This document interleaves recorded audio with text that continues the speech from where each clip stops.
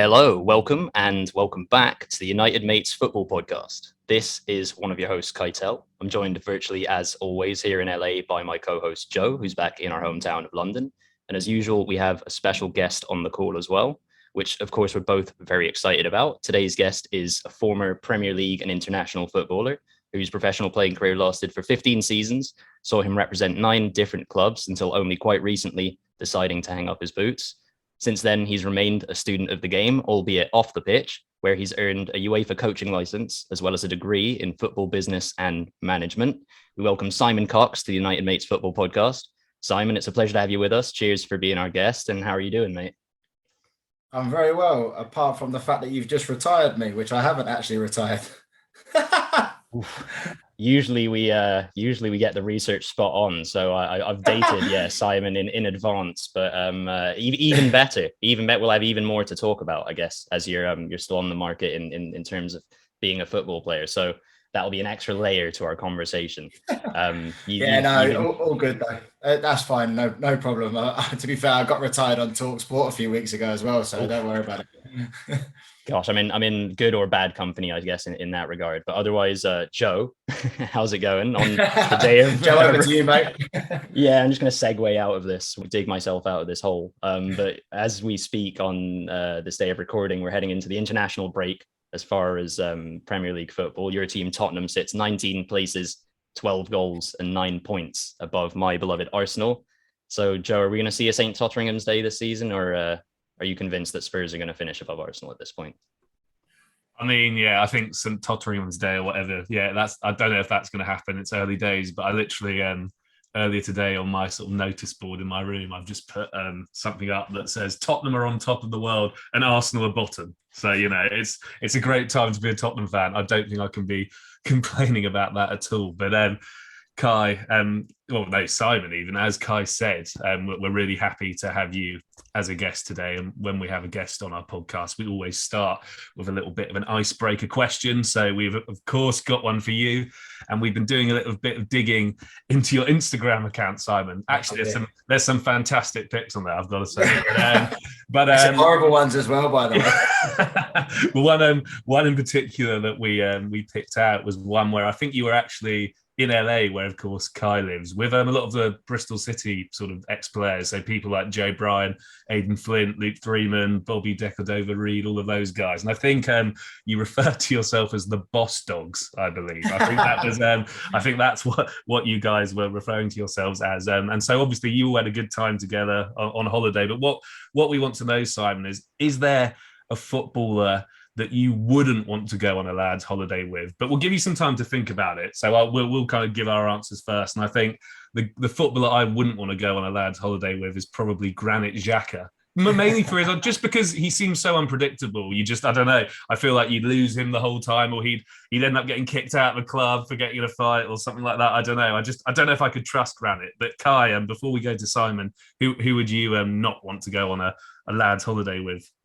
I guess I'm pretty discerning because I've got some variety. I've got a few people who I maybe wouldn't want to go on a lad's holiday with. And I'll start with Dele Alli, just because I think we all saw it from the All or Nothing Amazon Prime documentary. He's clearly a bit of a joker, bit of a prankster, but I get the feeling that nobody finds Dele Alli as funny as Dele Alli finds himself. So I think that if you're on a lad's holiday, you're maybe hungover or trying to get ready or whatever, the pranks, they'll probably get old pretty quickly. So I'd say Dele.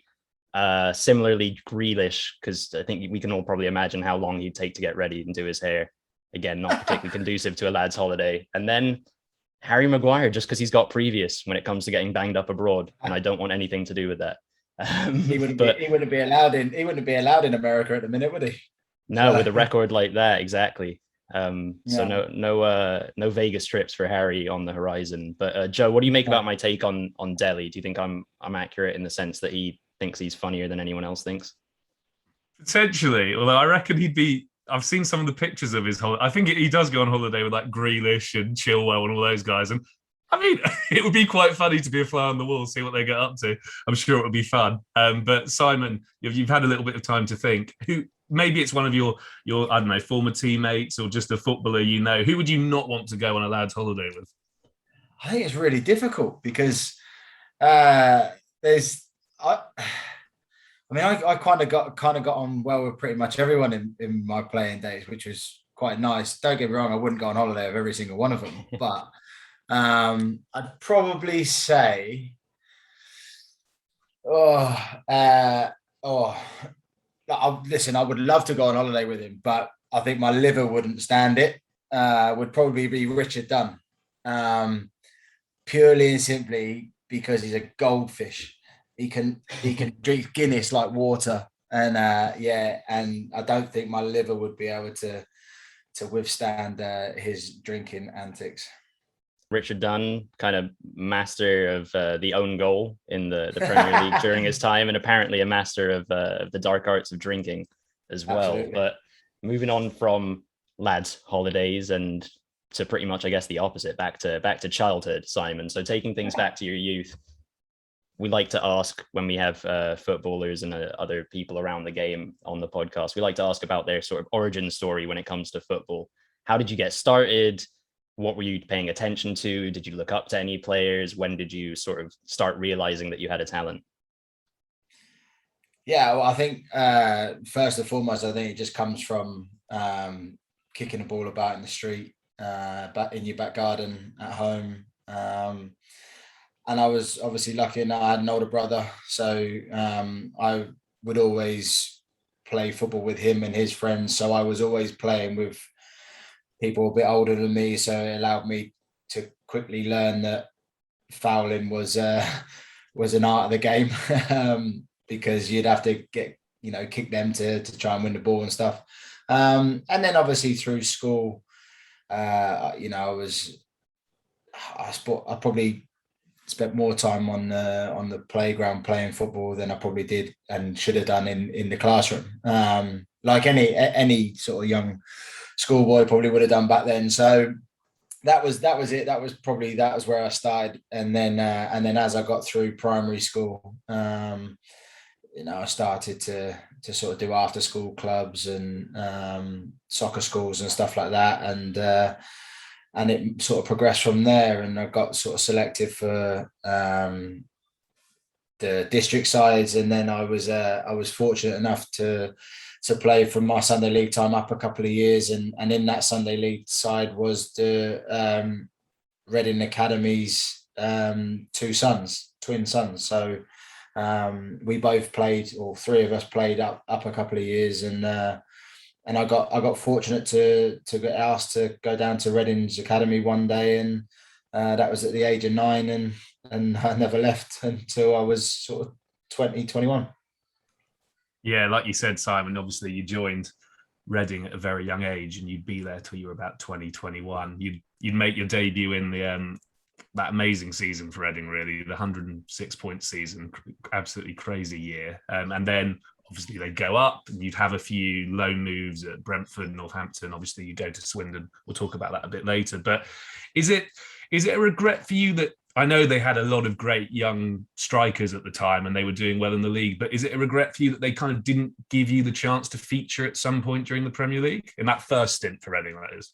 Yeah, absolutely. I think all I ever wanted really was a chance, and I remember sort of just, we were doing really well in the reserve league. I think we won the reserve league that year, and I came out in a newspaper interview and just said all I want is a chance, because there were still a few games to go towards the end of the season, and all I wanted was just 3 or 4 games to prove that I was capable. And listen, ultimately Reading were either safe or they were up, or whatever the situation was at the time,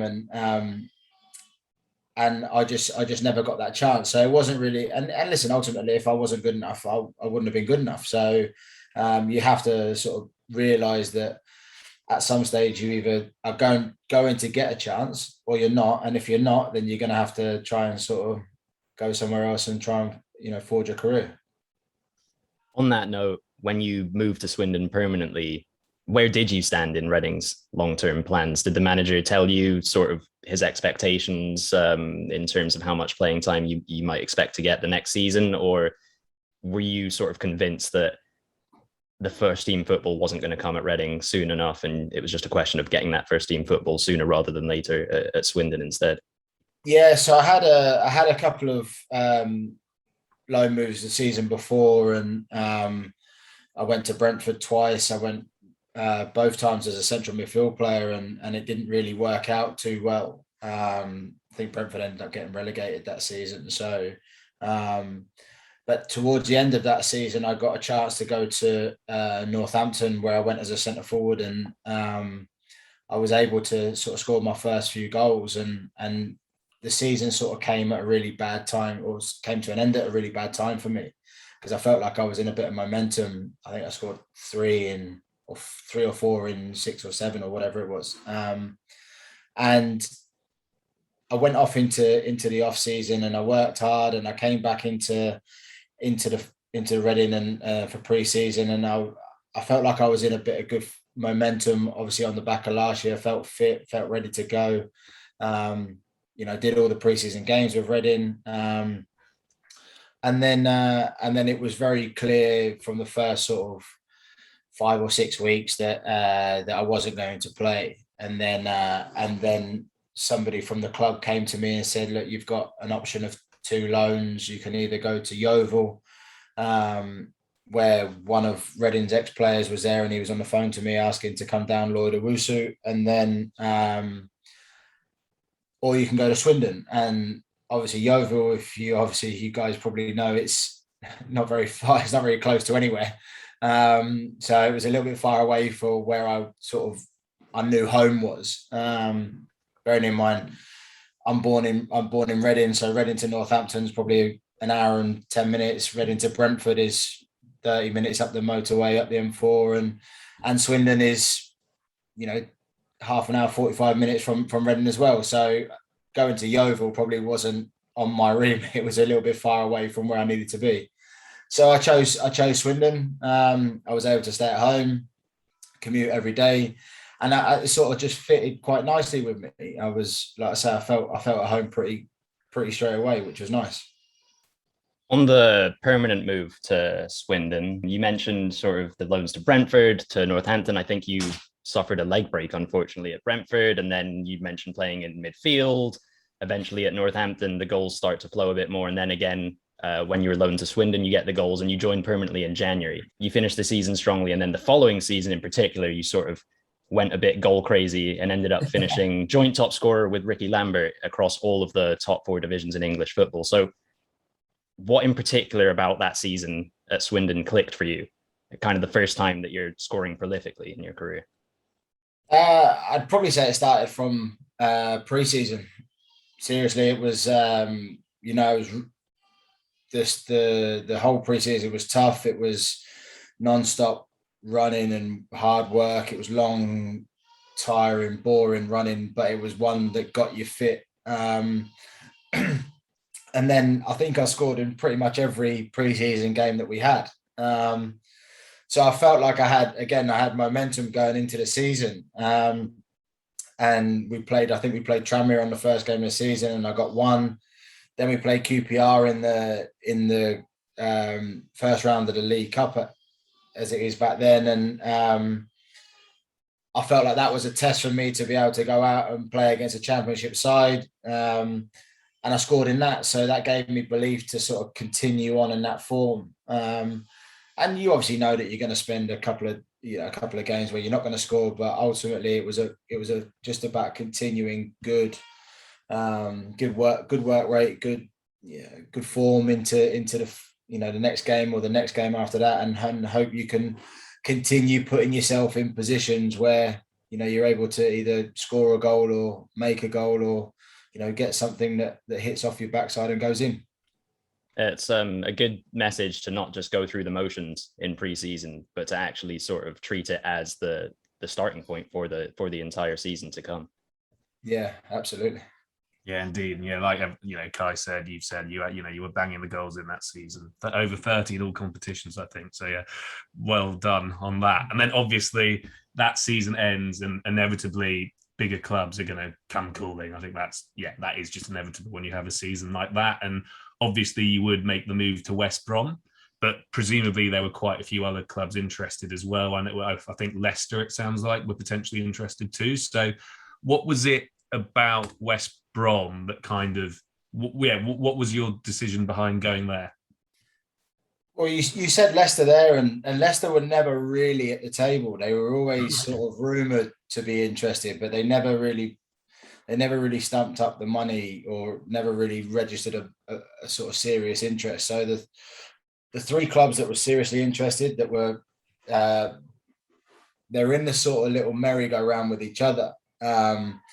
So were West Brom, Celtic, and Newcastle. They were the three clubs that were very interested in me. Newcastle and West Brom had obviously just been relegated from the Premier League. Both didn't have a manager, and the West Brom manager who left went to Celtic, and who was Tony Mowbray. And Tony Mowbray was only one of the West Brom staff at the time who came to watch me at Swindon, who said that he didn't want to bring me in. So that sort of put paid to my Celtic move. So Celtic then went out the window. And then it was about West Brom and Newcastle who could appoint a manager first. I think obviously Tony Mowbray went to Celtic, so they were sort of in the market for a new manager, and Alan Shearer had left Newcastle after they got relegated. And he was rumoured to be a fan of mine that season. So, and obviously if he would have taken the Newcastle job and he would have phoned me, I think it'd be very difficult to say no to Alan Shearer. So so it was literally a race of who got their manager first. And I got a phone call from the director of football at West Brom at the time, and he said, look, we want you. We're about to appoint our manager. So I said to him, I said, look, that's fine if whoever your manager is going to be, but you have to know that I need to know that he wants me as well as you do, because there's no point me coming in and then after 6 months or whatever, he turns around and goes, no, I didn't want you in the first place, so you can leave the football club. So then all of a sudden you've done nothing for 6 months, and apart from sit and watch on the bench. So I needed to make sure that was the case, and that was the case. So that was it. It never really materialised with the other two clubs, and West Brom were the first ones to appoint a manager, pretty much.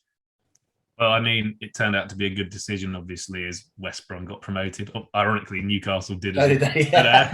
So you were probably, either way, you were going to have a good season. But you then obviously you'd get the chance to go and play in the Premier League, something that I guess at Reading sort of you nearly did, but didn't quite manage it. And I suppose your most famous moment was actually against my team, Spurs. I was there at Hart Lane.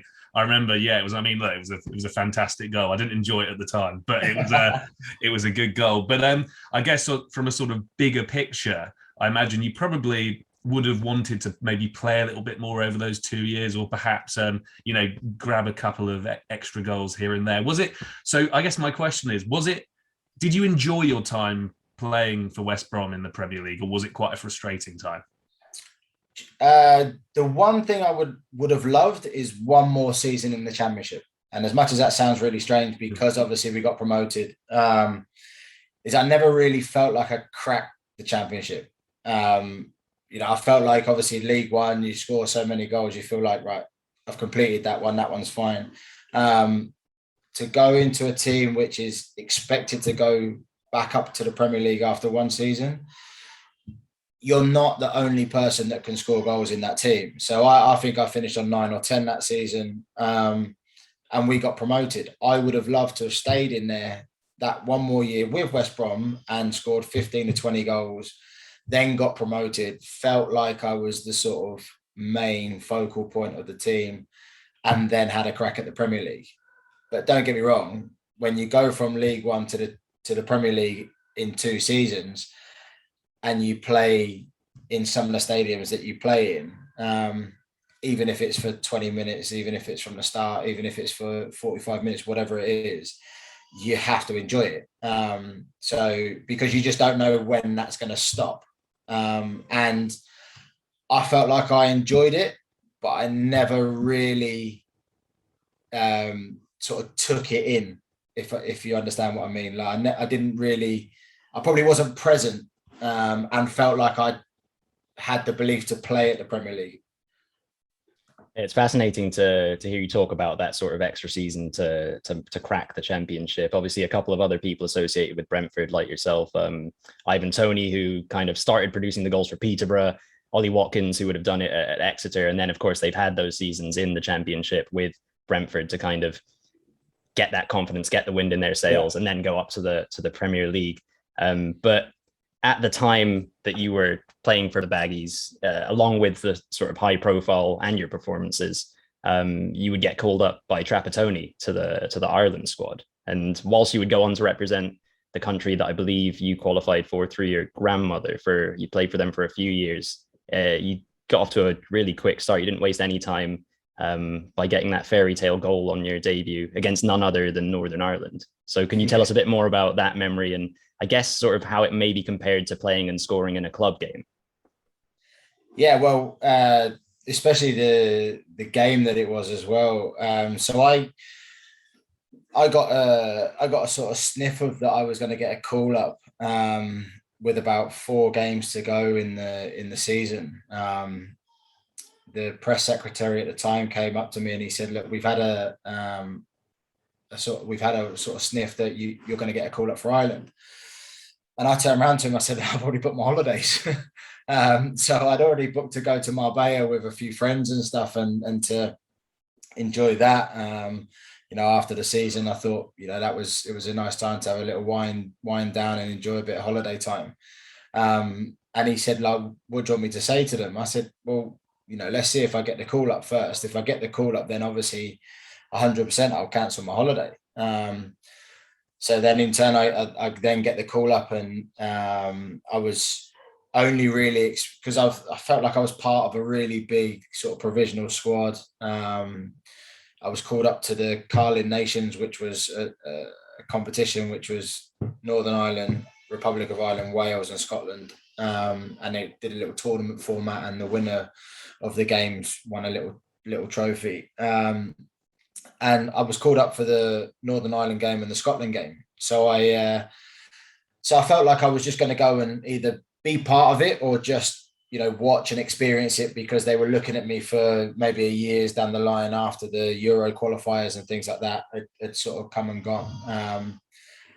And then I must have done okay in training that, I was able to get a start, and I was involved in one of the other goals in it, and I was able to get off the mark of, was it the 5th one I think I scored? And it was one of those that you sort of dream about. To score on your debut for your country is something, with like family in the crowd and everything else. It was something that I can always remember for the rest of my life. Yeah, an absolute fairy tale end to the beginning of your international playing career. Speaking about goal scoring, you mentioned sort of the iconic Alan Shearer and that being someone who you obviously looked up to. I still think it would have been great to see you and Andy Carroll, the Carroll Cox partnership, just tearing it up in the championship. But who knows? Who knows? Like you said, you're not retired yet, so that it still might happen. But speaking of, I guess, role models like Alan Shearer, you've gone and played with Robbie Keane for Ireland. You've played alongside great strikers, and I can only assume you've had players who scored goals for fun back in the day who've kind of impacted you behind the scenes as coaches or within club setups. Is there someone in particular that you either modeled your game on the most or took the most from, or were you always constantly adding wherever you could kind of learn from somebody new? Well, my idol growing up was Teddy Sheringham. Just because of the way that he played the game, never the quickest, always played with his head, could see a pass and sort of popped up with enough goals to sort of keep him in the team and in the squads for top teams. So he was the one I sort of looked up to really as a player. But Robbie Keane was incredible. Probably the best player I played with, because he was so far ahead of everybody else that I played with alongside. Just he would be able to set things up. He would be able to move you into position to create an opportunity. He would see that 2 or 3 passes ahead of the ball even coming to you, and I would have loved an extra 1 or 2 more seasons with him to learn a little bit more, to be able to take that from him and sort of try and put that into place for myself and at club level and international level. That's really interesting to hear you talk about Robbie Keane. I mean, he's a bit of a childhood hero of mine, and also even Teddy Sheringham too. You should have played for Tottenham, Simon. That's what vibe. And you even scored a great goal at White Hart Lane, so that was great too. But after your time at West Brom, you obviously went on to Forest for a couple of seasons. A good Forest team, actually, pushing for the Premier League. Didn't quite work out. I mean, it just never seems to work out for Forest. They seem to be quite unlucky. But you would then obviously go back to your hometown team, Reading. And obviously, you've mentioned you grew up in Reading. You joined the club as a 9-year-old. The club clearly meant a lot to you. So was this a move, having kind of left the club without playing for them too much? Had you always had it in your mind if an opportunity would arise to go back there? Was it something you always wanted to take? I don't know. Did you feel you had unfinished business perhaps at Reading? No, not really, because there was. I always felt that I wouldn't get the opportunity to go back. I felt like my career was taking me on a journey up and down the country, and it wouldn't stop off at Reading, and I was okay with that. But when the opportunity came to come back to the football club, like you said, I always call it my club because I've known that club for majority of my life, and when I had the opportunity to go back there, I was never ever going to say no. But when you said, do I have unfinished business there? I never really felt like I started, because I only made a real handful of appearances. Never started a game. So the first time I started the game, when I went back the second time, was my first start for the football club. And then obviously the first goal that I got in the cup, I think it was my second appearance, it was my first goal for the club at senior level. So I felt like I was starting a new chapter, but obviously at a club that I was very, very, very familiar with. And I was talking to someone earlier that I've got a really nice photo of me signing my first professional contract with Sir John Medeski. And then when I came back, I've got another picture and they're side by side. And like this the two of us doing the exact same handshake in the exact same position across the exact same table. We just look a little bit different. You've probably got a few more tattoos, huh? A few more. Oh yeah, but I was in a jumper then, so I couldn't see him, so it was fine. But I've got a bit more hair. I think I'm losing a little bit as well. Well, after your second spell, which like you said, almost felt like kind of like your real first spell with the Royals, you would move to Southend, and that was actually, I think, the longest time that you'd spend with one club throughout your career was at Southend. Actually, it's also where your scoring record is best, apart from at Swindon, of course. So the goals come flowing back when you became a shrimper. I know that your time there maybe didn't end as you would have hoped, but setting that to one side for now, was there something unique about the culture or the technical setup at Roots Hall that made you feel so at home there? No, not really. I just felt that it was a place, like I said to you before, that I felt like I sort of cracked League One. I felt like when I was coming back into League One, I felt like I was at home already. Like I knew what I had to do to score goals, and probably being the main figurehead to score those goals. And that was probably one of the biggest things for me as well. The other clubs I was at, like I said before, you're not the only person that can score goals in those teams. So you might be in a good position, but somebody else is in as good a position and they choose right or left to go to you to score the goals. So whereas at Southend, it might well have been, well, we pass to you to score the goals. That's your job. And don't get me wrong, like it needed me to, when I went there the first season, I probably went with a little bit of an ego, obviously after doing and being at the clubs that I've been at. and it needed for someone to give me a bit of a rollicking after a bad defeat one day, and then spending a little bit of time on the bench, 2 or 3 games on the bench, for me to realise, you know what, this is your career, this is your life. You need to, shut up and get going. Otherwise, you're going to find yourself out of a career very, very quickly. It's a very good point. The world of football is just constantly moving, and we see players who are one day touted for, stardom, and then the next day it's, no one's really talking about them anymore. But it seems like you sort of put your best foot forward throughout your career. At Southend in particular, I think that's a club that I've always thought of as kind of a good place for strikers. I think back to Freddie Eastwood, even a former Spurs striker scored a bunch of goals there. Lee Barnard back in the day at Southend.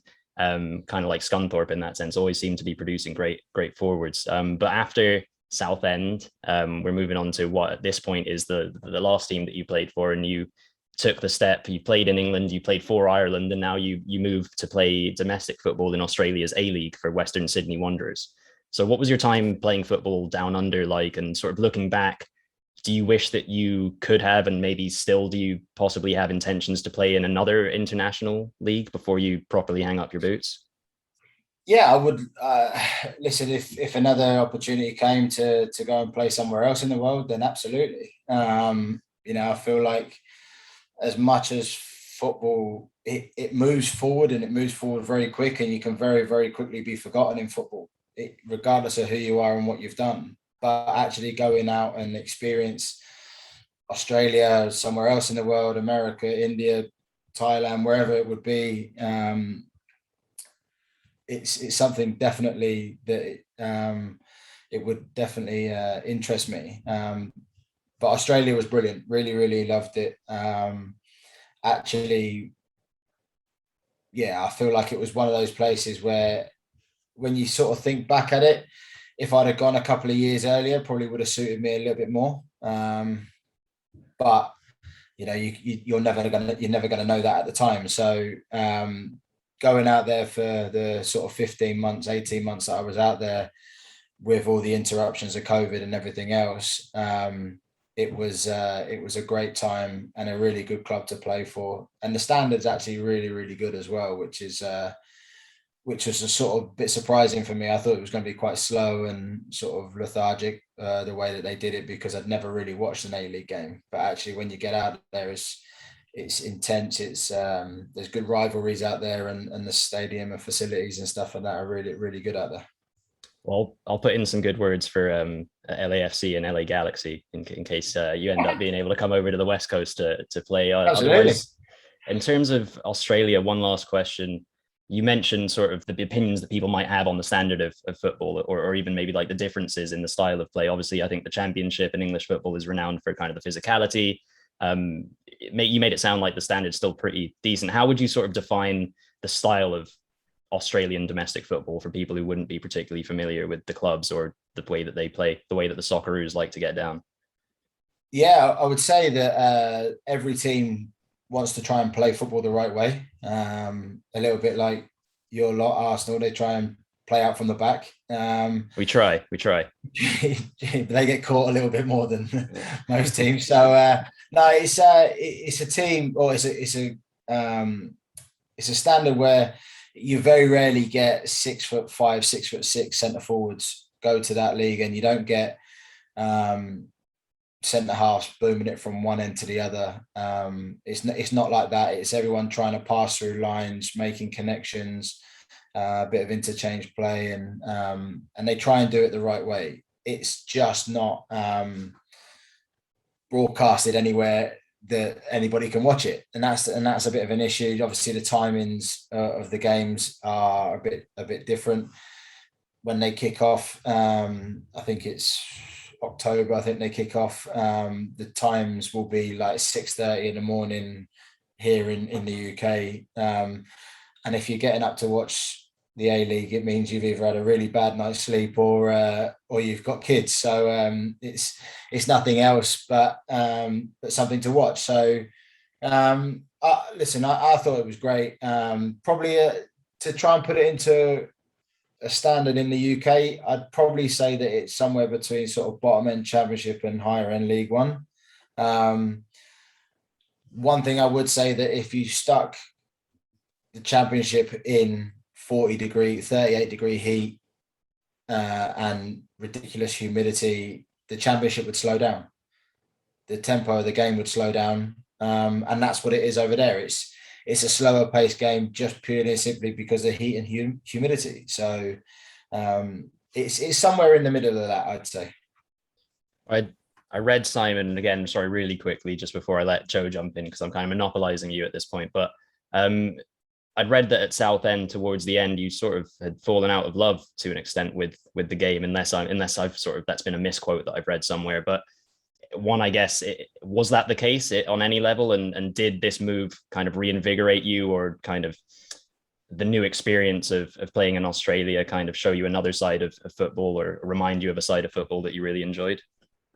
Yeah, I mean, yeah, I probably did fall out of love with football a little bit, just purely and simply on the basis that I needed surgery. I needed double hernia surgery, groin surgery, abductor surgery. I was a mess, and it was something that had been building up for the last 3 seasons at Southend, like, because of, when you play at higher levels, the pitches and the training grounds are all really good, and all the rehab facilities and that you can have are top drawer. Whereas the lower you go, the pitches aren't as good, and it just got to be a bit of a mess. And then when my last season, or my last 6 months at Southend, I got injured in the off season doing my pre-season running. I pulled a calf. Then when I tried to come back, I pulled the other one. So I was not starting from a good place. And then, and this is the first time really from my career of 15 years, 16 seasons, or whatever it is, I'd ever been injured, apart from like the leg break when I went to Brentford. So I never had muscular tears or anything else like that.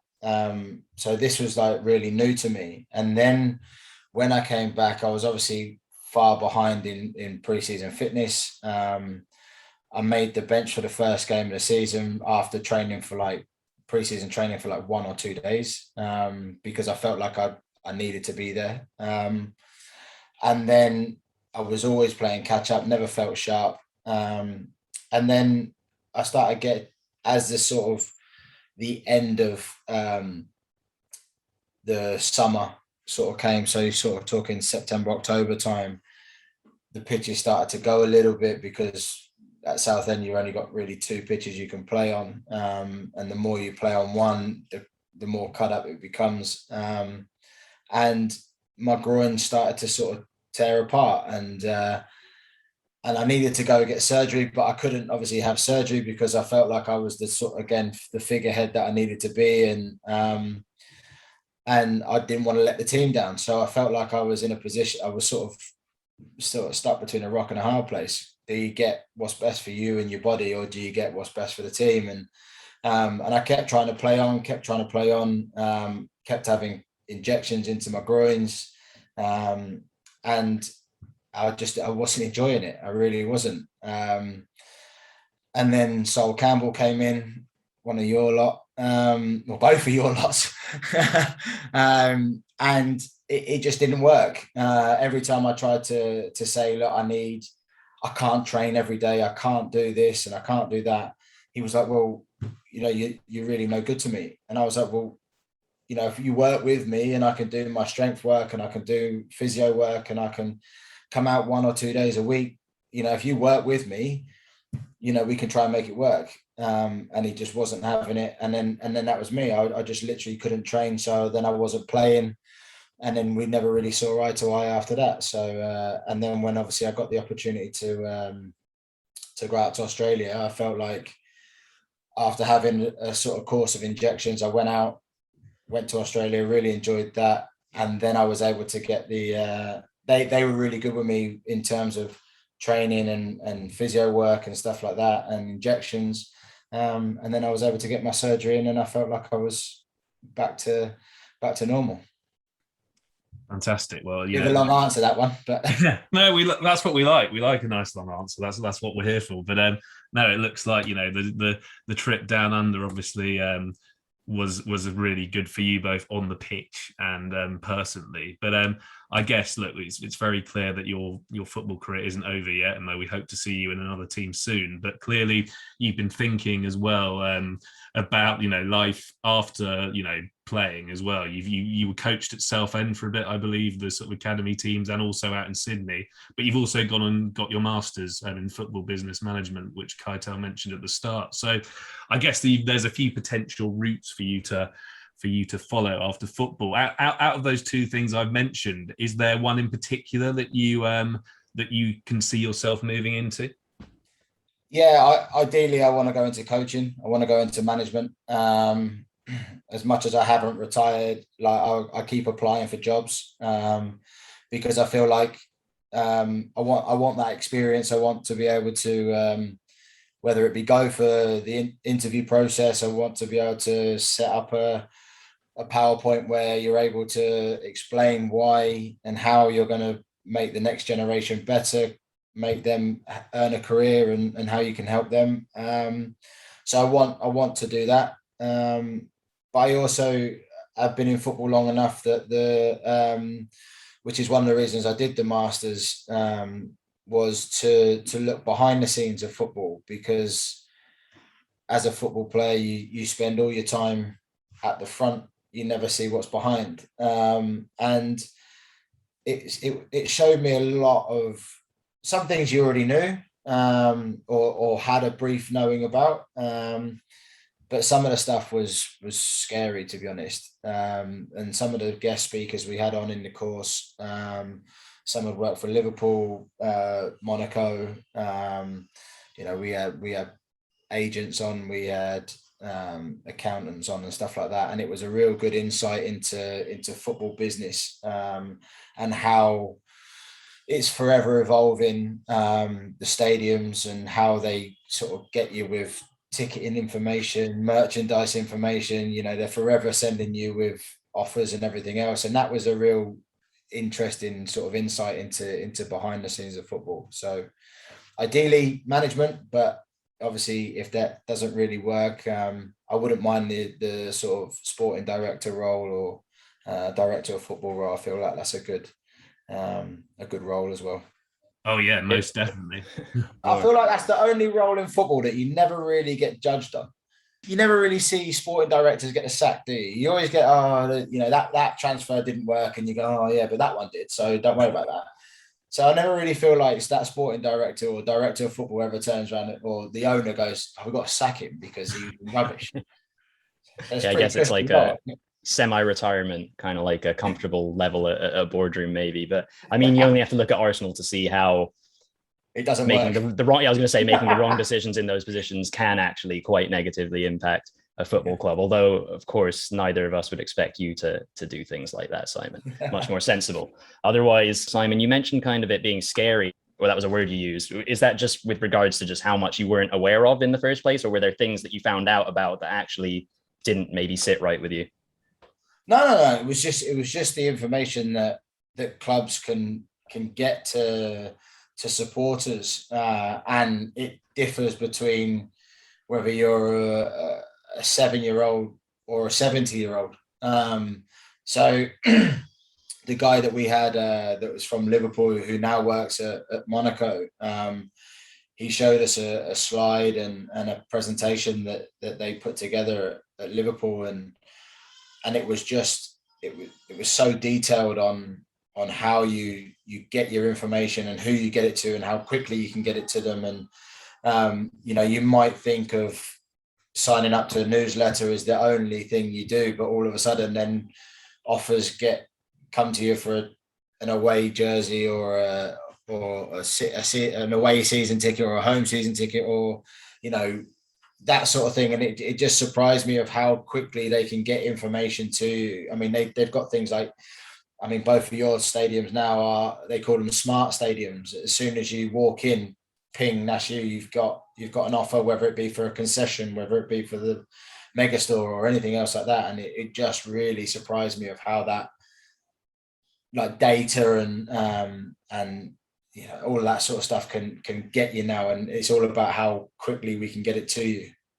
Yeah, no, it's really fascinating actually, and in the new Spurs stadium, it's, well, I know from being a member all the emails I get anyway from all the different offers, but also once you're in the stadium, all the different things they try and throw at you, it's interesting, and it's maybe one day we'll be seeing you masterminding the approach for some clubs. We'll see. Maybe one day. Yeah, maybe one day, exactly. But I think that's all we've got time for today. A big thank you to my co-host Keitel as always, and an even bigger thanks to our guest Simon. It's honestly been great chatting to you today, Simon. And for our followers and our listeners who have been listening to this, where can they follow you and kind of keep up to date with everything that you're doing? So I'm on pretty much all socials. So apart from TikTok, I don't get it. But pretty much same handle on Twitter, on Instagram. It's scoxy31 or scoxy31 real, and I'm on LinkedIn as well. So follow me, interact with me. I'm pretty open to things on there. So let's have a chat. Yeah, can confirm that was how I got in touch with Simon in the first place. Cheers again for joining us. Absolute pleasure. Really enjoyed this conversation. Best of luck in your next steps, whatever they may be as far as your career, and best wishes to your family as well. Otherwise, thank you. To our listeners and viewers, if you've enjoyed this podcast, please do give us a follow, a like, or a subscribe wherever you prefer to check out the podcast. You can find us on your favorite podcast streaming platforms like Spotify and Apple Podcasts, you name it. Just look for United Mates Football Podcast. Same goes for our YouTube channel as well, if you feel like putting some faces to these voices.